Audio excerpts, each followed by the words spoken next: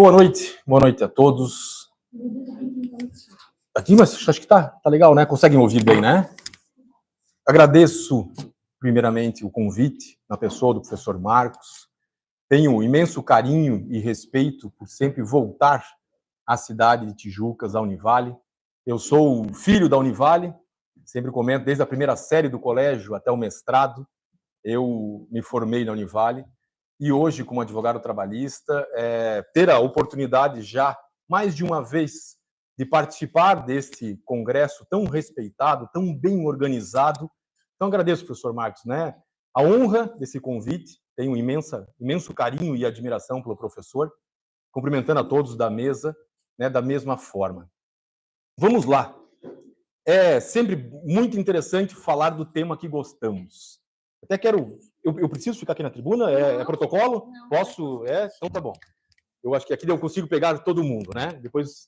Não quer colocar o trocador mesmo? Senão...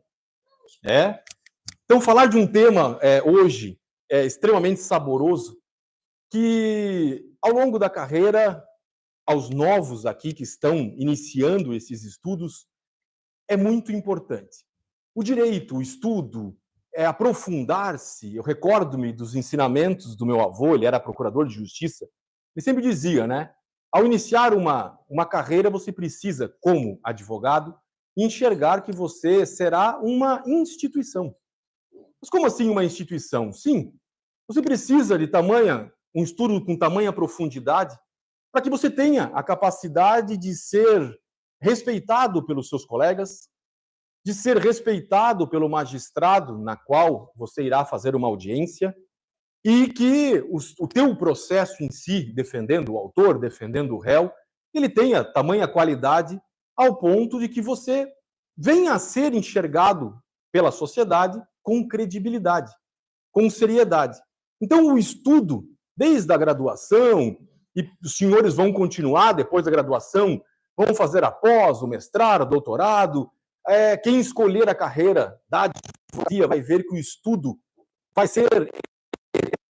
Vocês não vão, em momento algum, conseguir desenvolver uma carreira e imaginar que o ato de estar formado será suficiente. O estudo vai ser profundo, vai ser contínuo e vai ser permanente. Só que nós vivemos ciclos da sociedade. Lá no passado, há 20, 30, 40 anos atrás, o número de pessoas era menor, de profissionais era menor. A sociedade num todo, ela era completamente diferente. Hoje nós temos a informação na palma da mão. Hoje nós temos a informação na velocidade da luz, de maneira instantânea. Hoje nós queremos a resposta instantânea, queremos a solução dos problemas de maneira instantânea. Hoje os profissionais são exigidos de outra forma. E eu recordo-me sempre, quando iniciei minha carreira, eu faço audiências desde o 7º período da faculdade. Com a carteirinha de estagiário da ordem, a minha mestre, que eu estagiei no escritório dela, fazia isso, me levava para o fórum e me colocava assim, vou fazer audiência nesta vara, você estudou o processo, você vai fazer audiência naquela vara, já falei com o juiz, você vai fazer audiência. Eu recordo-me da minha primeira audiência, onde eu precisava pedir um requerimento para pedir a insalubridade, eu não sabia pedir. A audiência acontecendo, terminando, eu olhei para a juíza, o senhor quer fazer um requerimento de insalubridade? Sim, excelência. Então está deferido. Né? Eu só falei sim. Né? Eu falei sim, que quem fez o requerimento foi ela. Mas ela percebeu que a capacidade na época, obviamente limitada, mas aquele exercício, aquilo foi sendo feito, um dia após o outro, desde o 7º período, sendo colocado à prova. E essa minha mestra, a doutora Elide, ela me deu um conselho que talvez os senhores hoje não absorvam. Talvez hoje os senhores escutem o que eu vou dizer e não consigam ter a percepção do quanto é palpável isso. Lá no início, ela simplesmente me chamou e falou assim, Leandro, o processo você vai estudar sozinho. Seu cliente não vai estar com você, seu cliente não vai ler sua peça, você vai estudar no seu íntimo do seu escritório a sua peça. Você precisa conhecer pessoas. Mas não conhecer pessoas, conhecer, compreendê-las. Ler as pessoas. Você precisa comunicar. ali, quando eu inicio a minha trajetória sozinho, né, deixando o escritório dela, quando eu começo a advogar sozinho, observando as audiências que eu fazia, o resultado não estava daquele jeito que eu gostava. E sentado na vara do trabalho, eu falei, tem algo errado. Certo? Me veio a lembrança, anos depois, aquele conselho. Esquece o processo. O processo você vai estudar e vai ser feito do mesmo jeito. Comece a observar as pessoas. Os senhores que estão começando, ou começarão a carreira num tempo próximo, percebam que o direito os senhores vão estudar noite e dia. Ninguém vai, nenhum cliente vai investigar isso. Agora, uma das ferramentas mais poderosas, e eu digo para os senhores com propriedade, pouquíssimo utilizada e reconhecida, por exemplo, pelo profissional da advocacia, é a comunicação.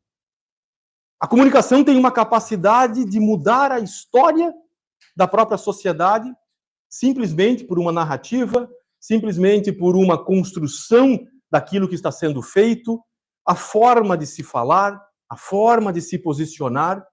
Eu diria para os senhores hoje, com tecnicamente 20 anos de estrada, que eu enxergo, essa é uma das minhas preferidas palestras, dentre algumas que eu tenho, que a comunicação ela vai ter um peso por vezes maior que o próprio direito. Como assim? Sim, que o próprio direito.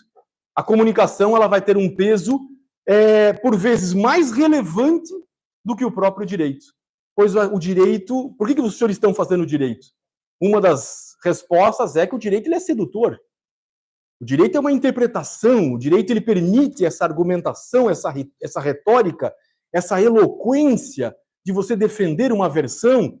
O direito, a letra não é exatas, não é 1 mais 1 é 2. Cabe a interpretação, e aí está o sabor do direito. Eu consegui enxergar aquela situação de uma outra forma e convencer pessoas.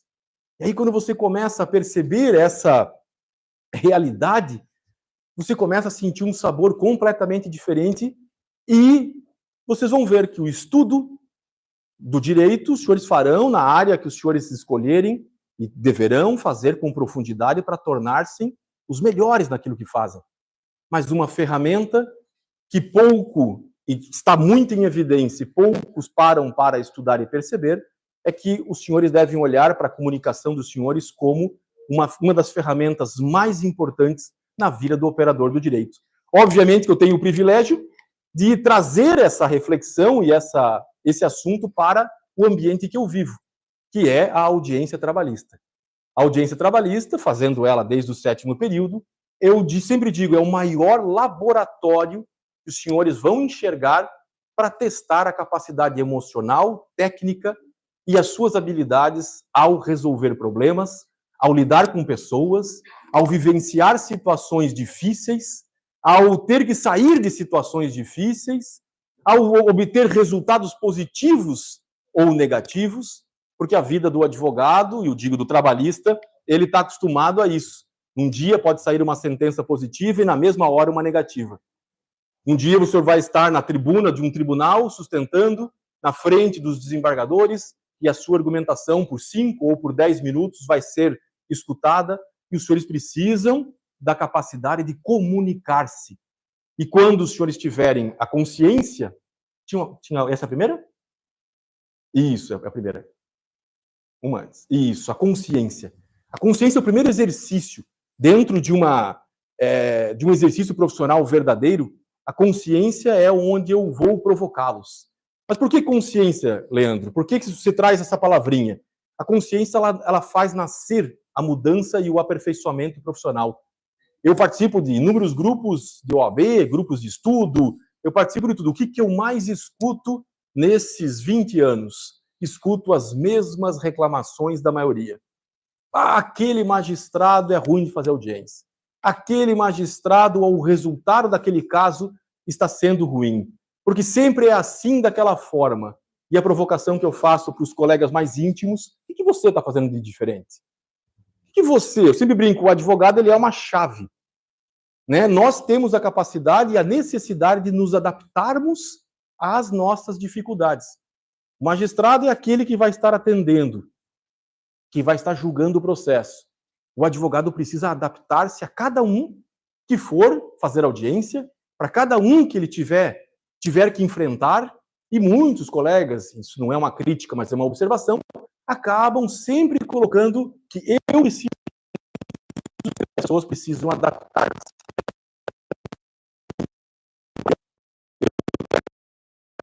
Ele ter adaptação e eu conseguir me adaptar. E a partir do momento que os senhores conseguem enxergar esta e perceber essa consciência, que ao exercitar a profissão, ao iniciar a carreira, vocês deverão ter a consciência de adaptação, de comunicação, certo? De usar essas ferramentas, a virada de chave, a carreira se abre, o sucesso acontece, o resultado aparece.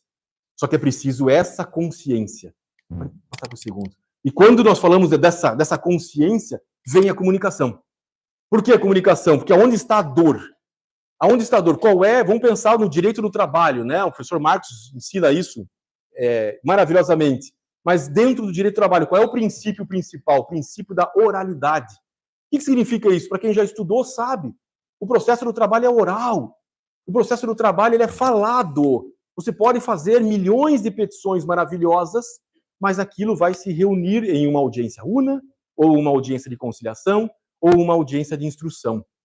Você vai precisar saber que aquele momento é o momento de externar tudo aquilo que você colocou no papel. Tudo aquilo que você... E, às vezes, o papel vai estar maravilhoso, mas a ausência de comunicação dentro de uma audiência vai fazer você perder a causa. Mas perde. Mas o juiz não vai ter que olhar o processo? Vai ter que olhar o processo, mas é dentro de uma audiência que você sabe a forma de perguntar, você deve saber a forma de se comunicar, você deve fazer a pergunta certa. É possível fazer perguntas para a testemunha que venham a induzir a resposta? A resposta que os senhores estão pensando é obviamente que não. Eu não posso fazer uma pergunta que venha a induzir a testemunha. Agora, onde é que diz que eu não posso tentar? Onde é que diz que eu não posso tentar, com um perfil do magistrado, aquela pergunta que está embutida a resposta daquela que eu quero? Isso não é errado. É a forma de comunicar-se de maneira persuasiva a partir do momento da tua comunicação que vai fazer a pessoa te responder aquilo que você precisa. Só faça uma pergunta quando você souber a resposta. Não faça perguntas que você não sabe a resposta. Ou seja, aquela pergunta que você faz sem saber a resposta, ela vai afundar o seu caso. Eu recordo-me de uma audiência, isso no início, muito início da carreira, e quando nós falamos de comunicação, eu estava defendendo uma empregada, era uma audiência contra um posto de gasolina que buscava periculosidade, salário por fora e outros pedidos. E durante a audiência, os valores o posto chegou, exemplo, eu pago 50 mil. Aí, não, minha cliente quer 80, eu pago 50 mil. A juíza falou assim, doutor, vai lá fora, conversa lá fora, vem com a sua cliente e volta. Fui lá fora, conversei com ela, não abra mão de 80. Voltei, né, vamos lá, né, voltei, eu quero 80. Excelência, não há acordo, eu quero 80. Certo? A cliente não abre mão. Ela disse, doutor, então faz ela sentar aqui na frente que eu vou colher o interrogatório dela. 3 respostas que a minha cliente deu, afundou, acabou o processo, perdi tudo. As 3 perguntas que ela fez, como quem diz assim, a senhora tinha contato com o combustível, que era periculosidade? Não, eu não tinha contato. Eu falei, não pode ser verdade. Né? Ou seja, a comunicação dela afundou o processo. A senhora ganhava por fora? Ah, ganhava um pouquinho. É tudo diferente que ela tinha construído no processo. Perdi. Passado alguns anos depois, eu vivo a mesma situação. Mesma situação. Meu cliente com uma comunicação péssima. Ao ler as pessoas. É disso que eu estou falando. O cliente tinha... Falando com o advogado, o cliente ficava nervoso. Imagine com o juiz. Na audiência. Já percebendo no escritório isso, fomos para a audiência, a mesma situação. Os números eu não lembro. Mas, hipoteticamente, eu vou pagar 50 mil. Certo? Meu cliente, não, doutor, eu quero 100. Eu falei, não, é 50. Falei, excelência, me aguarda um pouquinho ali fora, eu vou falar com o meu cliente, vamos lá. Chegamos do lado de fora da sala de audiência, né? Ainda na época presencial, eu sou do papel ainda, já, né? A minha época é do papel, certo? Eu falei, fulano, 50 mil à vista. Não, doutor, vamos lutar por 80. Eu digo assim, se você falar na frente da juíza, nós perdemos tudo, amigo. Certo? Você está tremendo, suando, você não lembra nem o teu nome completo quando respondeu a qualificação. Eu falei, vamos acertar 50, vai ser recebido, não precisam ouvir testemunhas, o caso aqui, o ônus, nós temos que provar um pouco, eles provam um pouco. Doutor, eu confio no senhor, vamos voltar. Voltamos, excelência. Fazer um charme, né? Não pode aceitar de cara, né? Excelência, 50 mais 10%. Né? A juíza, eu acho prudente a proposta. O processo foi resolvido. A primeira situação que os senhores precisam é ter a consciência de aprender a ler as pessoas, a enxergar as pessoas. A segunda é observar que a comunicação dos senhores vale ouro. Quanto mais tempo os senhores pararem para perceber isso, mais tempo demorará o desenvolvimento profissional. Dentro de uma audiência, você será testado no mais profundo desespero de todas as situações que os senhores vivenciarem. A comunicação, pode passar.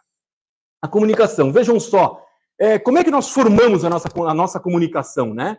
O escritor Stephen Covey, que é um especialista em relacionamentos, ele diz que a nossa comunicação é formada pelo nosso caráter, é formada pelos nossos princípios, pelos nossos valores. E por que eu digo isso? Porque você não pode esperar a lealdade de quem é desonesto. E a comunicação dessa pessoa, ela vai ser uma comunicação honesta? Não. Não. Então você precisa fazer essa autorreflexão para que você enxergue a comunicação baseada no seu caráter, baseada nos seus princípios. Você é uma pessoa leal? Você é uma pessoa que, mesmo numa circunstância que não for favorável, você vai agir corretamente? Esse é um dos princípios mais bonitos do caráter dentro de uma vida profissional. Quando você defende o que é correto, mesmo quando não lhe beneficiar. Quando você faz aquilo que é correto, mesmo sem colher o benefício. Isso que na nossa sociedade se construiu na vida do advogado. Porque os advogados mentem. Porque os advogados... Né? Não. Lembra de se construir com uma instituição? A minha profissão é seríssima. Você defende o direito de uma pessoa ou de uma empresa, no caso trabalhista, que está ali. Às vezes a empresa não tem caixa para pagar aquela dívida. Às vezes a empresa fez errado, mas ela não fez errado com a intenção de prejudicar. A sociedade em si, ela se adapta a uma série de problemas, onde o empregado chega na empresa com seguro-desemprego, chega na empresa com benefício, não quer ter o registro, o empresário falta o conhecimento, uma série de detalhes que as pessoas se conectam. Mas quando aquela relação acabar, consequentemente o sentimento acaba. E aí vira processo. Os processos, através de estudo, todos eles são movidos não por dinheiro, eles são movidos por sentimentos. Sentimentos. Você vai escutar muitas vezes do empregado, diz, doutor, tira tudo o que quiser da empresa, estou magoado. Tira tudo que puder, perdão. E você vai escutar do empresário, doutor, eu pago para o doutor, mas não quero pagar para a parte autora. Engraçado que em 20 anos, poucas vezes eu escutei, qual é o direito correto? O que eu errei, devo corrigir, ou o que eu tenho direito? A maioria quer o ápice, quer o céu e o inferno ao mesmo tempo. E você vai defender o direito, vai defender a análise, vai defender o ônus, vai enxergar as possibilidades. Quando quem escolher a área do direito do trabalho, e eu vivo isso desde muito cedo, o direito material, as férias, horas extras, no início, ele é brilhante. Você adora esse direito material. Com o passado da profissão, com o tempo, você se apaixona pelo direito processual. A exemplo, anular um processo, derrubar um processo pela questão processual. Eu gosto sempre de brincar. O direito processual é um carrinho, onde você coloca todos os direitos dentro do carrinho, e esse carrinho tem que percorrer um trilho. Se esse carrinho cair do trilho, esse processo vai mudar o rumo. E a comunicação, a consciência, vão ser as duas ferramentas mais importantes. Só que para isso você precisa observar o seu caráter. O caráter da lealdade, o caráter da honestidade, o caráter dos princípios e valores, e ser leal. Leal com quem? Com todas as pessoas que circularem ao seu redor. Não é leal somente com o juiz, porque ele é a figura do juiz. Seja leal ao seu colega do outro lado, seja leal ao seu cliente, seja leal ao cliente do outro lado, busque o equilíbrio, certo? Cumpra o que for correto. E aí, claro, dentro das possibilidades processuais do que você pode mostrar ou não, haja de maneira correta. Quando você fizer essa reflexão e encontrar esses valores, você vai estar podendo desenvolver as suas habilidades na comunicação. Caso contrário, a comunicação ela vai ser um ruído, porque pessoas de mau caráter não se comunicam bem. Por favor. Vejam só, o que representa esse número? 3.337. Para alguns pode ser pouco, para mim representa muito. 3.337 é a expectativa de audiências para serem feitas até o final do ano. Não no ano, todos que eu tenho catalogadas. Faço audiência desde o 7º período da faculdade e a partir do momento que eu tomei consciência, eu catalogo todas as minhas audiências e estudo o comportamento de todas as pessoas das quais elas participam. Seja o juiz, seja o meu cliente, seja a parte contrária, sejam todos os envolvidos, eu consigo estudar e dizer como aquela pessoa vai se comportar, como aquele juiz vai conduzir o processo. ser contratado pelo cliente, faço essa análise e anoto, hoje de maneira mais dinâmica, mas eu sempre anotei muito como aquele cliente vai se comportar, qual é a intenção daquele cliente. Aquele cliente quer fazer o correto? Aquele cliente não fez porque foi mal orientado e quer apenas corrigir? E você vai buscar todas essas informações para que você consiga ter essa capacidade de enxergar o todo e começar a comunicar-se. As audiências, elas são esse laboratório tremendo. E qual que é uma característica muito importante que os profissionais têm? Nós temos a característica principal de sermos reativos. Aquele juiz de volta. Aquela causa de volta. Aquele cliente de volta. Nós temos uma capacidade, isso a psicologia explica, de nós sermos reativos. O ser humano sempre reage àquela situação que é de desconforto. A nossa psique, né, a nossa mente, ela quer o conforto, ela quer a segurança, ela não quer o desafio, ela não quer a dificuldade. Então, nós temos dentro do nosso comportamento humano uma capacidade absurda de sermos reativos. Ele fez uma pergunta mais séria ou agiu com arrogância, você devolve com arrogância maior. Qual que é? Quem aqui já participou de audiência? Qual é a análise que os senhores fazem de uma audiência? É um ambiente saudável, leve, todo mundo feliz? Não. Está todo mundo querendo matar o outro dentro da audiência. Ninguém espera uma audiência saudável. E aí eu sempre brinco, o juiz não é amigo das partes. O que os senhores acham? Um processo com 6 testemunhas, 3 para cada lado, e um processo sem testemunhas. Qual que o juiz quer ouvir? Respondam, qual? O juiz é o Estado, ele quer ouvir as provas para poder produzir a sentença? Ou ele quer um processo sem testemunha alguma? Respondam. Hã? Sério? Você acha isso? Não. Não. O juiz quer o processo fácil. O juiz quer o processo sem testemunha alguma, que seja rápido. Um processo sem testemunha muda no tribunal? Provavelmente não. Não há o que discutir. Não há ponto controvertido. Você pede salário por fora. A empresa nega. Você não provou nada. Não trouxe testemunhas, não apresentou. Que maravilha. Nego, indefiro o salário por fora. Acabou o processo. Certo? Eu peço assédio moral. Fui assediada veementemente. Cadê a testemunha? Não tenho, doutor. Acabou. Indefiro. Certo? Agora, imagine ouvir testemunhas. Ao ouvir testemunhas, eu posso fazer a cariação, botar testemunha uma na frente da outra. Muito legal. É um quebra-pau na audiência. Eu quero a cariação, excelência. Eu quero fazer, fulana disse isso. O pedido de prisão, o falso testemunho. Certo? Isso é muito legal. O Instituto da Contradita, um dos mais brilhantes institutos do direito. E a maioria dos colegas, olha, comunicação. O que é o ato de contraditar? Dizer elementos para o juiz de suspeição ou impedimento da testemunha. A maioria dos colegas usa o instituto apenas no meio jurídico. Excelência, eu quero contraditar o João, porque ele é amigo da parte. O juiz olha, meu Deus, mais uma contradita. Né? Todo mundo é amigo. Agora pensa que legal quando eu misturo a comunicação, a leitura de pessoas e a psicologia. Excelência, eu quero contraditar o João. Eles são amigos, frequentam a mesma igreja, vão no shopping juntos, fazem churrasco, e o último aniversário eles estavam juntos. Meu cliente olha, doutor, como é que você sabe disso? Não sei, tô blefando. Certo? O juiz, olha, pensa, se ele me trouxe essa informação, é algo muito sério.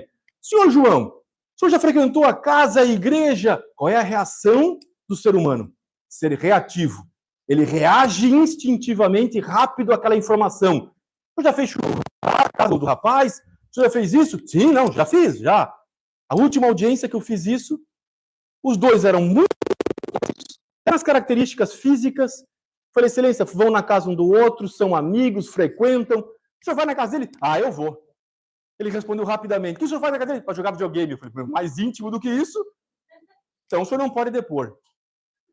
Falei assim, ao observar, e o que nós precisamos na nossa comunicação? Nós precisamos ser proativos. Nós precisamos enxergar a situação na qual nós estamos vivendo e sair daquela situação. Enxergar o ambiente e conseguir olhar. Eu preciso preparar as pessoas que vão participar da audiência. Eu preciso estar preparado para as pessoas que vão estar na audiência. Eu preciso enxergar aquilo e aí reagir da maneira mais diferente. Eu estava comentando, doutora Thaís, doutor Marcos, o professor Marcos, eu fiz uma audiência um tempo atrás, que cada proposta que eu fazia, o advogado ria. Porque ele queria o céu e eu queria o inferno. Nesse momento que ele fazia a risada, eu confesso, eu tive um pensamento reativo. Eu ia dizer para ele, pô, doutor, qual é a graça, cara? Eu devo ter cara de palhaço, o senhor está só rindo. Mas eu fui tão rápido no pensamento que eu imaginei falando aquilo e pensei, isso não vai ajudar na audiência. Isso vai potencializar a raiva dele. Eu juro que eu respirei fundo e disse, doutor, eu preciso da sua ajuda, morrendo por dentro. Né? Eu falei assim, se eu tiver a sua ajuda, inquestionavelmente eu vou chegar à solução para resolver o meu problema e o seu. Na hora ele fechou o rosto, não sorriu e nós avançamos na negociação. Esse é um exemplo. Um outro exemplo de uma juíza, a doutora Thaís sabe dessa. Um colega, amigo nosso, sempre dizia, Rigueto, por que com você, essa juíza conversa com você, pergunta das tuas filhas, dá risada, e todo mundo falava mal dela. Era uma juíza muito fechada. Eu falei, mas tu percebeu algum detalhe nela? Não percebi. Eu falei, então faz audiência, eu vou fazer, vamos ver como é que ela vai reagir comigo, depois você faz. Dito e feito. Comigo ela perguntou das minhas filhas, da minha esposa, da minha família e do outro colega, não perguntou nada, nem deferiu um requerimento. Terminou a audiência, falei, você não percebeu nada? Eu falei, não percebi. Você não percebeu que ela usa um aparelho auditivo? Que ela tem dificuldade em ouvir? E que, infelizmente, os colegas chegam na audiência, parece que estão dentro de uma concha, que falam para dentro, não falam para fora, não se comunicam. Lembra quando eu falei que o advogado ele tem que ser uma chave de adaptar-se? A partir do momento que os senhores compreenderem na comunicação que os senhores têm que adaptar-se àquela situação que estão vivendo, quando eu percebi isso na juíza, eu já tenho um tom de voz alta. Eu olhava nos olhos dela, eu falava para ela entender o que eu estava dizendo, certo? Simplesmente eu consegui conectar aquilo que era a necessidade dela, fazendo com que ela compreendesse o que eu estava falando, compreendesse o requerimento, e ela botava para fora e ela conseguia se comunicar. Uma pessoa mais velha, uma senhora, certo? Eu falei, preste atenção, coloca um tom de voz mais simples, mais baixo, ele coloca para fora, olha nos olhos dela, se comunica para que ela entenda o que você está falando. Isso é um exemplo de ser proativo. É olhar, adaptar-se, conseguir comunicar-se e reagir. Existia um juiz que hoje eu adoro ele, mas quando eu chegava na vara, na sala de audiência, ele dizia, Rigueto, mais uma bucha. Eu falei, caracas, o cara não gosta de mim. Cada processo que caía na vara dele, eu estudava o dobro. Eu falei assim, eu vou mostrar para ele que eu sei o que eu estou fazendo. Qual é a tendência que nós temos no nosso comportamento? Rezar que o processo não caia naquela vara. Não é verdade? Protocolou, meu Deus, eu fico ali, vai, primeira, segunda, segunda, que droga, né? Porque você não quer enfrentar aquela situação. E recordam que daí eu fui, estudava o dobro nos processos dele, até um dia que eu estava defendendo um síndico, que o prédio estava respondendo o processo, e durante a audiência o juiz falou, o síndico foi falar e para ofender o juiz. E eu falei, cale-se, aqui o senhor não fala. Quem fala sou eu sou o seu advogado. E o processo deu certo. Numa outra audiência, ele vem, terminou a audiência, ele disse, Rigueto, vem no meu gabinete. E eu ali, novo, no início da carreira, fui no gabinete, né, morrendo de medo, né? O que foi, excelência? Viu o resultado do processo lá do síndico? O senhor Raul, lembro até hoje. Ele assim, vi, daí eu tava com o peito cheio, né? Vi, né? Ganhei, o senhor deu a improcedência, que maravilha, né? Mas não foi por causa do processo. Eu, como assim? Ele foi pela sua postura. Seu cliente já veio aqui com outros advogados e, infelizmente, todos eles não barravam e ele sempre me ofendia. O senhor foi o primeiro que impôs respeito no ato. Eu falei, tá brincando, excelência. Eu não falei, tá brincando, né? Eu falei, sério, excelência? Falei, sério, né? Com todas as vênias, né? Hoje é assim, né? Eu falei, sério? Foi a sua postura. Eu falei, meu Deus. Eu pensei, e aquilo eu anotei no meu caderninho. Falei, caracas, olha como é importante a comunicação, como é importante você se posicionar da maneira correta. Nós precisamos, pode passar. Nós precisamos. Então, qual é a maior dor que nós encontramos hoje?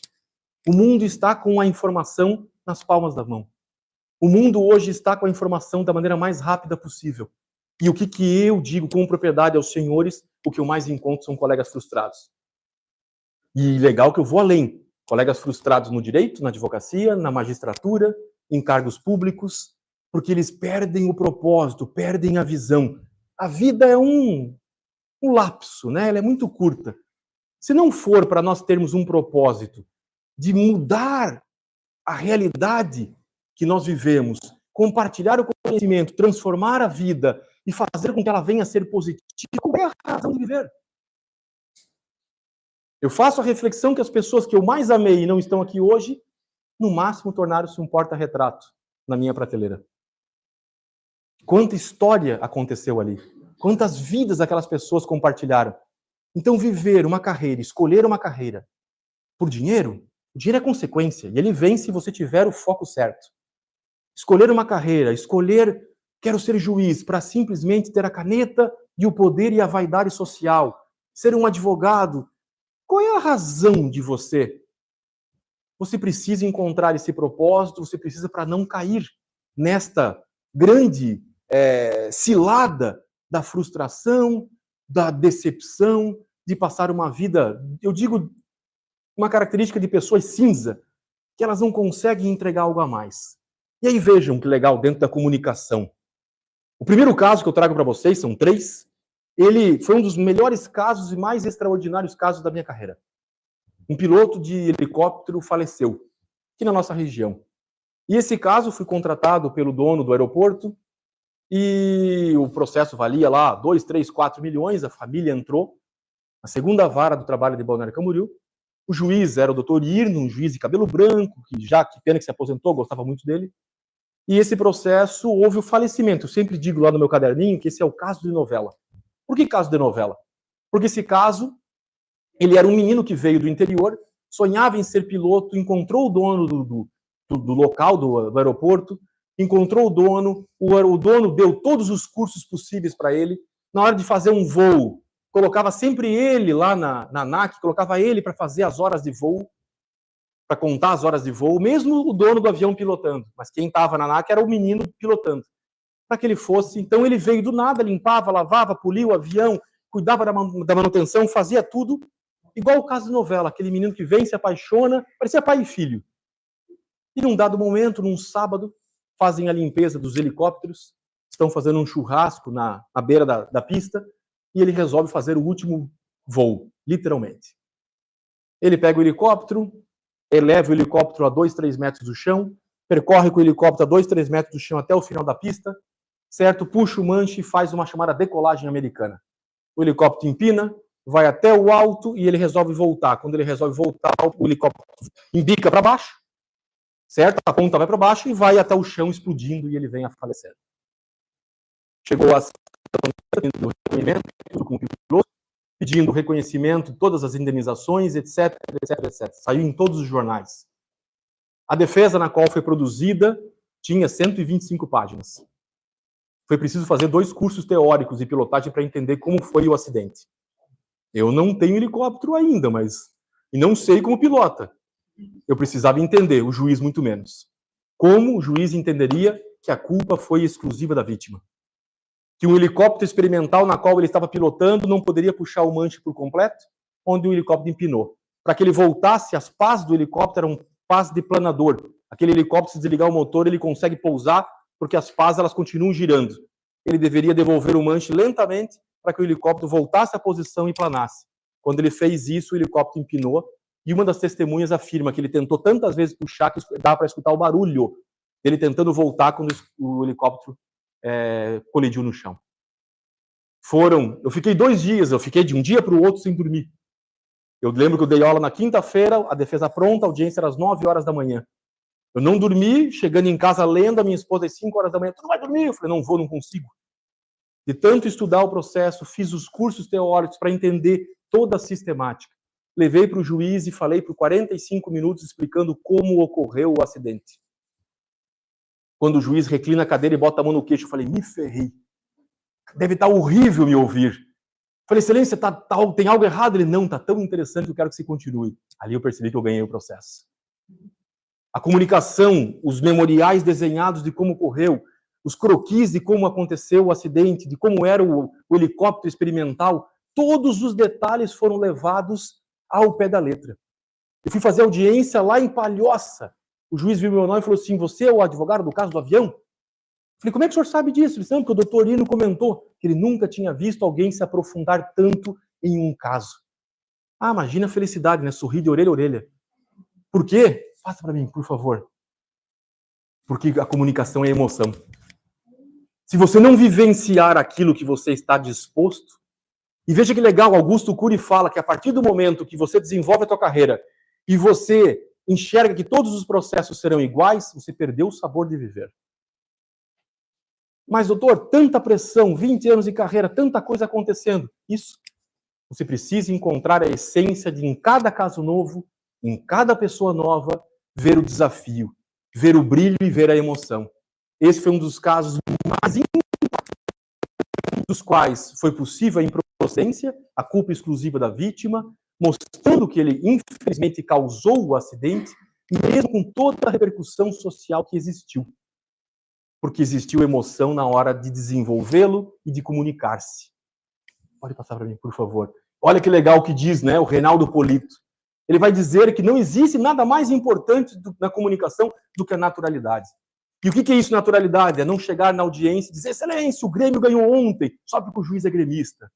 Mas o porteiro do fórum, ele não cumprimenta. A comunicação, ela exige naturalidade. Você tem que ser você mesmo em qualquer ambiente, em qualquer pessoa. Com qualquer pessoa. Isso significa congruência. Vivemos em uma sociedade, e coloquem a consciência de que nós todos somos observados por nós todos. E ao sermos observados, a sua congruência comunica, sem você dizer uma palavra. A maneira com que você trata o colega, a maneira com que você faz a audiência, a maneira com que, mesmo aquilo estando a teu favor, você consegue elegantemente organizar o resultado, sem ofender, sem humilhar, sem ser arrogante. Você está comunicando-se. E os resultados falam por si. E você vai comunicando e você vai, só que de maneira natural. Gosto muito do Pablo Palcar, que é um escritor equatoriano. Ele diz o quê? Seja sempre honesto, porque os falsos transpiram. É muito legal. A falsidade transpira. Então você vai pensar, eu vou para a sala de audiência, eu trato o juiz daquela melhor forma, mas eu nem cumprimento o assistente do juiz. Ou eu faço tudo num charme. Não, seja natural. Reinaldo Polito é um dos maiores especialistas em comunicação. Haja com naturalidade. Seja você mesmo. Lembra lá da consciência? Se os seus princípios, o seu bloco que forma você, for uma pessoa que não consegue cumprimentar o porteiro e não consegue tratar bem as pessoas, saiba que a sua comunicação vai ser péssima. Porque eu vou encontrar o senhor na audiência e você vai me tratar bem. Mas eu sei que fora você não trata. Ou seja, a sua comunicação não é verdadeira. E isso vai em algum momento aparecer. Da mesma forma que o oposto, quando você possuir a congruência, a ética, o compromisso, e você exercitar isso na consciência, você vai o quê? Transpirar a verdade, transpirar a consciência, transpirar a elegância. Você vai transpirar mesmo às vezes que você não tem razão. E as pessoas não vão lhe agredir porque você preenche um pacote. O segundo caso, de maneira muito prática, estou dentro do tempo, professor? Posso? De maneira... Uma construtora que teve uma funcionária que desviou mais de 500 mil reais da construtora. Mais de 500 mil reais. E esse caso é um dos casos mais também interessantes. Ela fazia num esquema cinematográfico. O dono da construtora ficava nas obras, a mulher ia para vendas e ela ficava no administrativo cuidando de todas as contas. Uma construtora pequena, lá em Camboriú, consequentemente a empresa pagava tudo com cheque. Então ela chegava, o dono da empresa assinava todos os cheques e ela resolvia os pagamentos, eles iam para a obra e para vendas. Chegou um certo momento, não tinha mais dinheiro. Mas fulana, cadê o dinheiro? Não, nós estamos em um pouco de dificuldade, tem que vender um apartamento. E ela começou a criar um certo embaraço. Estou resumindo a obra, até um certo momento que a dona ficou assustada e recebeu uma ligação de uma casa de materiais de construção, tipo Hidroarte. Pô, dona fulana, a senhora está devendo aqui 100 mil reais. Como? Tá tudo em dia, não tem uma dívida. Não, a senhora foi até lá. A senhora não tem 2 mil reais de dívida, só tem 100. Porque a sua funcionária, cada vez que faz uma compra, ela faz a compra, parcela em 10 vezes, paga 2, gera dívida, vai, renegocia de volta, faz outra, e ela vai diluindo, criando uma espécie de pirâmide para nunca ir para o SPC, a dívida, nunca ir para o SPC, mas a empresa sempre renegociando, só que era uma pirâmide, uma hora aquilo ia explodir. E ela volta para o escritório e diz, fulana, cadê o cheque que você tinha que pagar lá, materiais de construção? Ela, não, eu paguei. Ela, você pagou? Então tá tudo certo, tem algo errado. O cheque não compensou na conta da Hidroarte, compensou em outra conta, eu preciso investigar. Observou-se que os pagamentos eram feitos na conta dela. Ela depositava na conta dela, ela movimentava o dinheiro, ela maquiava as dívidas, e ela começou a distribuir o dinheiro e a ter um padrão de vida incompatível com o que ela ganhava, e foi. Nesse momento, me comunicam, Rigueto, quero dar uma justa causa. Eu adoro justa causa. É sensacional. Artigo 482, letra A da CLT, ato de improbidade, gravíssimo. Entramos com um inquérito policial para quebrar o sigilo bancário. Justa causa, fomos. Quando chegou a trabalhista, parecia roteiro de cinema. Eu li a trabalhista e falei, meu Deus, perdi tudo. Falei, como é que eu vou defender essa empresa? Porque na ação trabalhista, ela dizia que a empresa pagava salário por fora, que a empresa utilizou, dentro da crise, as contas bancárias dela na crise, e que a empresa dava comissões dos apartamentos para ela. Ou seja, ela criou o álibi perfeito. Não tinha dinheiro na conta dela? O que ela diz para o juiz? Eu ganho por fora, eu recebi comissões do apartamento, e na crise a empresa utilizou a minha conta. Eu falei, como eu vou defender?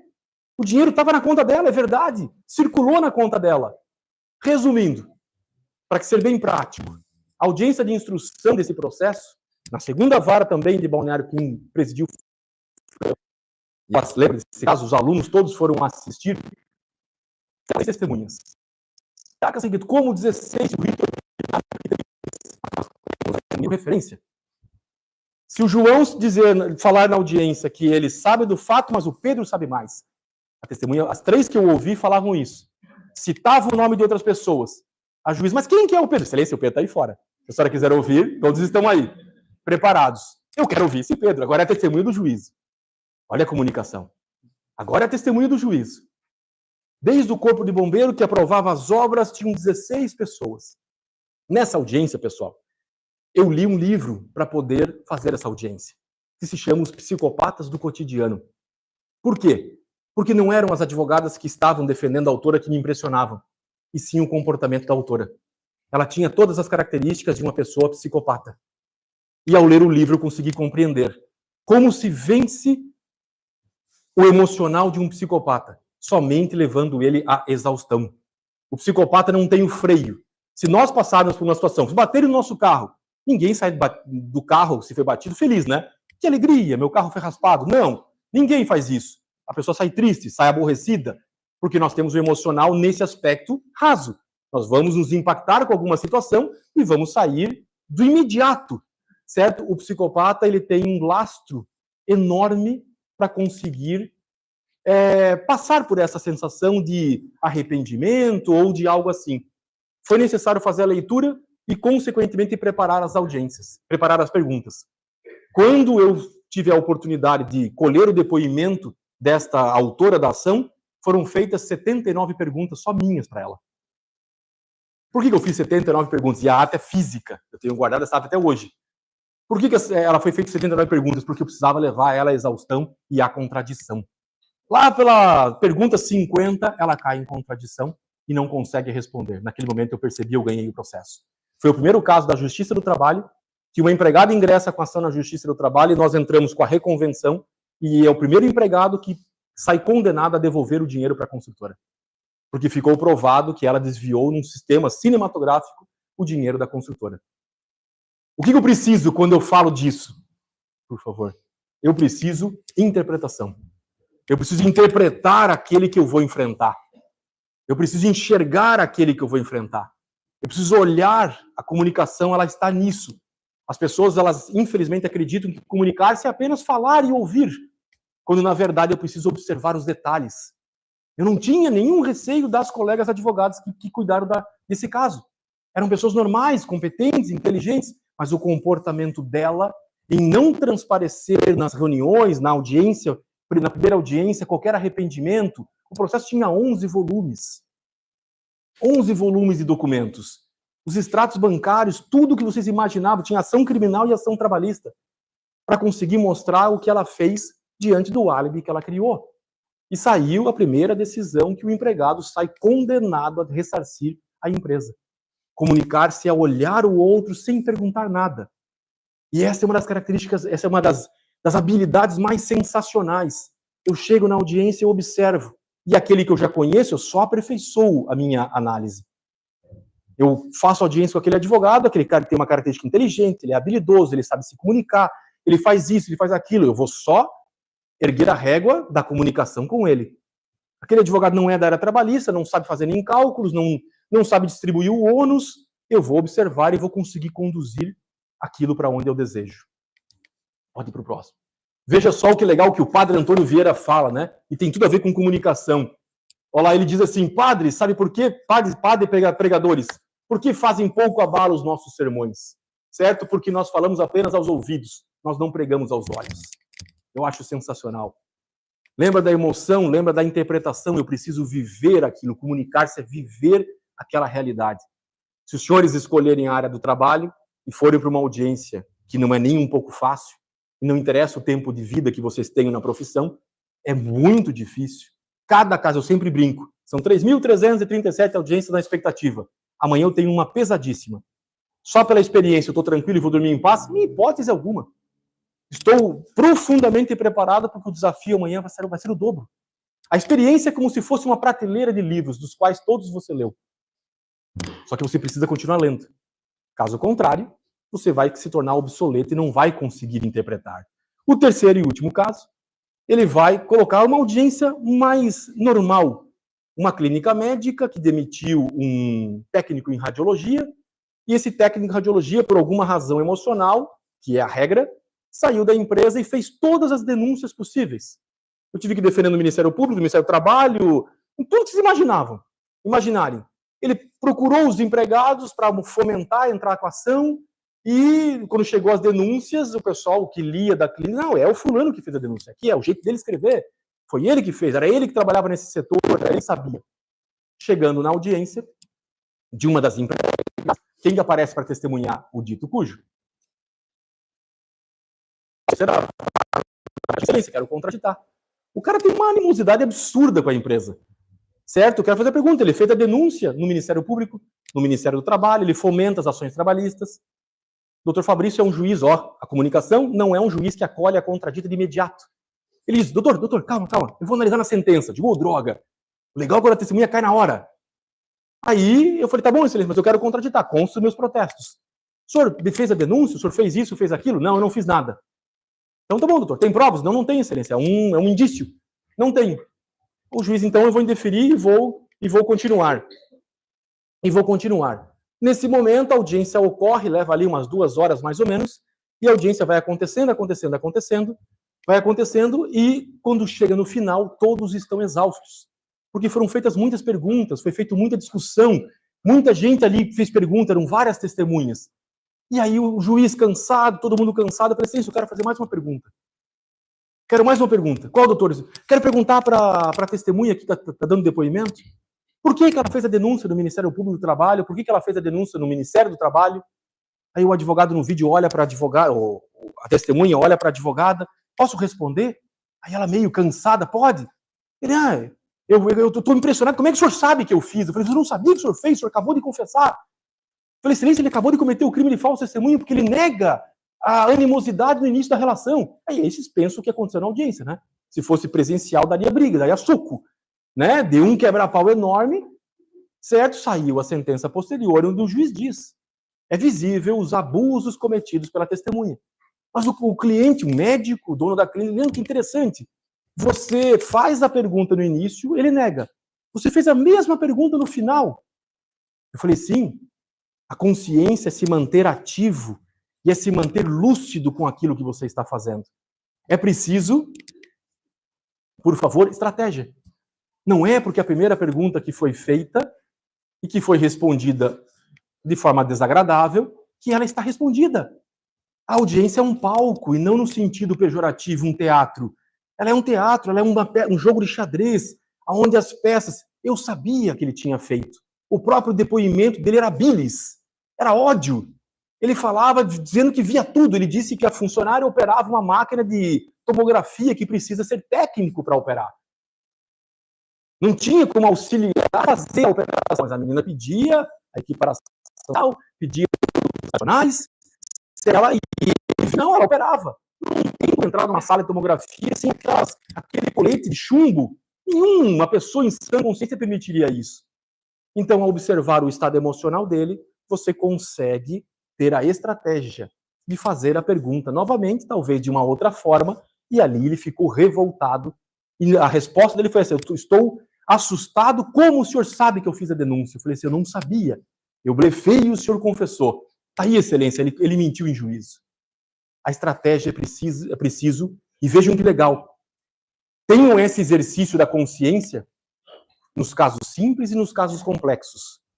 Ou melhor, em qualquer caso. O maior erro do colega que exerce a advocacia como escolha trabalhista é sempre querer atuar no caso mais complexo. Quero só o caso complexo, eu quero só o caso difícil. É o exercício nos casos simples que fará você ser o melhor, por favor. Novamente, agora o padre Antônio Vieira fala, né? Sabem por que Batista convertia tantos pecadores? Porque assim como as suas palavras pregavam aos ouvidos, o seu exemplo pregava aos olhos. Novamente, a congruência. Comunicar-se é falar sem abrir a boca. É a tua linguagem corporal, é a tua atitude, a tua postura. Ela vai transmitir segurança, credibilidade, seriedade, e você vai conseguir comunicar-se dentro de uma audiência. Quantos colegas eu escutei ao longo da minha carreira? Eu junto documento de qualquer jeito no processo. O fórum que se vire. Eu dizia, não pode ser verdade que eu escuto isso.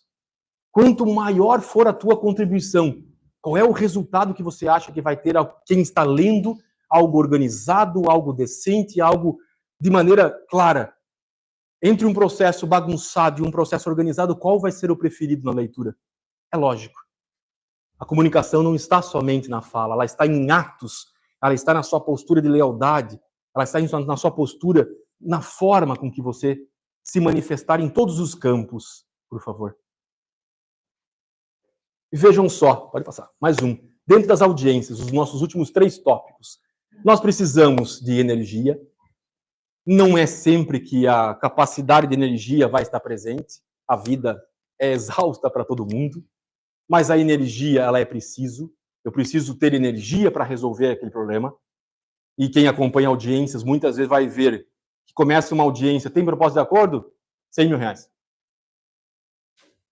Não tem propósito, doutor? R$100 mil.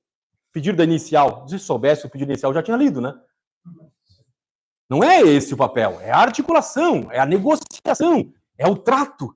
Eu preciso de saber que eu estou ali para resolver o problema. E quando você faz isso, você domina o ato.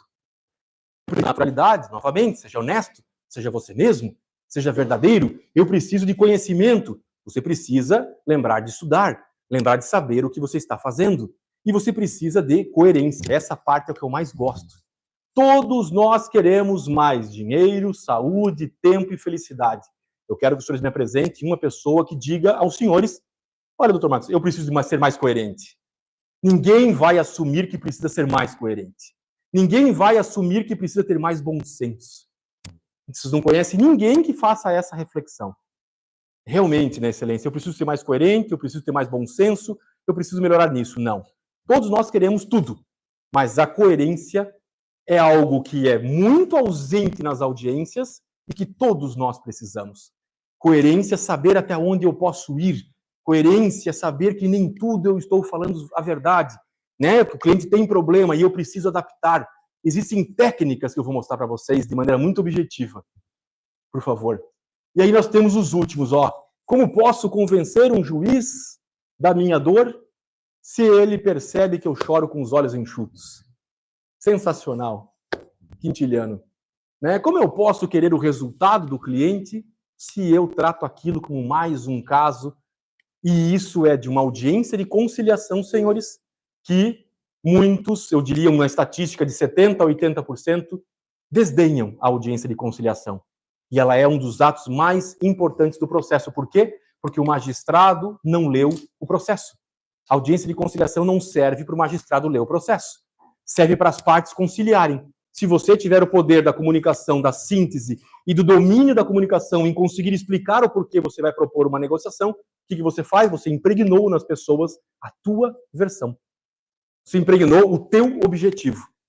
Vocês não são do tempo físico, eu sou. Chegava numa audiência presencial, o que o juiz fazia? Ia direto nos pedidos da inicial. Ele abria o processo físico direto. O que é? Hora extra, vínculo e danos morais. Fechava. Ele já sabia, só que a comunicação por muitas vezes era ruim, ele tinha que se esforçar. Quando você chega, nem o conciliador, nem o juiz leu, você consegue comunicar se você entrega essa informação para o juiz. E você vai, ó, excelência, minha proposta X e Y. Existem várias técnicas legais. Em muitos estudos feitos, uma das técnicas mais interessantes é alguém precisa dar aula. E, infelizmente, as pessoas da comunicação só querem para si. Se eu quero algo, mas como é que eu coloco na prática de uma audiência? Eu sei que eu pagava por fora e tem depósito na conta, mas o autor está pedindo horas extras e as horas extras ele não tem razão. Doutor, eu vou fazer uma proposta aqui, doutor, para o senhor, faço X e Y baseado supostamente no reconhecimento do salário por fora. O senhor tem razão.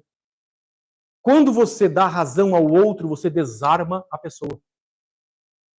E quando você faz isso, de dar razão ao outro, naquilo que, um ponto, talvez tenha um 10 que você vai buscar ter a razão. Só que daí, doutor, assim, eu estou reconhecendo o salário por fora, o senhor tem razão, mas as horas extras, a insalubridade não tem. Eu tenho o laudo e tenho todos os cartões, mas tu sabe que os cartões têm problema. Você tirou o foco e você reconheceu, e quando a pessoa, e principalmente na nossa profissão, que é movimentada pelo ego, quando você dá a razão ao outro, o que você faz? Você desarma para a briga, mas você diz, poxa, ele está me dando razão, eu tenho razão. Então, ótimo, ele foca naquilo que é benefício para ele. E nisso você consegue dominar o jogo para talvez afastar um pouco aquilo que não é bom, que você sabe que tem um risco maior, e focar naquilo que você precisa. Por favor. E aí, olha só esse estudo feito em Harvard. Esse estudo feito em Harvard, mais uns 5 minutinhos, professor. Esse estudo feito em Harvard é muito legal. Ele diz o uso do porquê na comunicação. E isso na audiência eu vou contar o caso rapidamente. Eles fizeram um estudo dentro de uma fila do Xerox. Nem sei se tem mais Xerox aqui no Univale. Na minha época tinha. Não tem mais? Eu falei assim, era o Xerox, tá? Eles faziam aquela fila para todos os alunos lá de Harvard tirar o Xerox. E eles pegaram um professor que estava fazendo o estudo e ele tinha que interferir na fila para tentar furar a fila. Quando ele chegava na fila, mesmo que ele dissesse que era professor, a galera ficava muito brava. E ninguém dava a vez. Quando se inseriu o porquê eu estava furando a fila, 88% dos alunos cederam o espaço. Estou furando a fila porque minha aula vai começar agora, eu preciso entrar, eu tenho que buscar meu filho, minha esposa está no hospital. Qualquer porquê justificando, as pessoas recuavam, não, entra na frente e você pode ir. Dentro de uma audiência, negociando uns direitos trabalhistas, lá daqueles quiosques da Atlântica. Eu estava pelo dono do quiosque, muitos quiosques foram alterados, né, perderam a licitação, mas estavam com dívidas. Eu falei, excelência, a proposta é R$5.000. Hipoteticamente, não lembro dos números. Minha colega, a doutora Rosana, uma advogada maravilhosa, Rosana, né, maravilhosa, ela, não, doutora, a proposta é tanto assim. Eu falei, excelência, os R$5.000 vai ser pago com a venda de uma geladeira, uma... Doutor, vai pra fora que eu vou falar com o autor. Empresa, certo? Eu falei, Rigueto, que história é essa, cara? Eu já vendi tudo e não tenho nada. Você fique quieto. Eu preciso de um porquê. Eu preciso justificar para a juíza o porquê que o dinheiro vai entrar. Se há uma fonte, uma receita, há uma razão para o pagamento. Quando nós retornamos à sala, a parte autora concordou com os R$5.000. Não tinha freezer, não tinha nem mais quiosque. Mas eu precisava do porquê. Esse é um dos exemplos. Eu preciso justificar a origem do porquê eu quero resolver.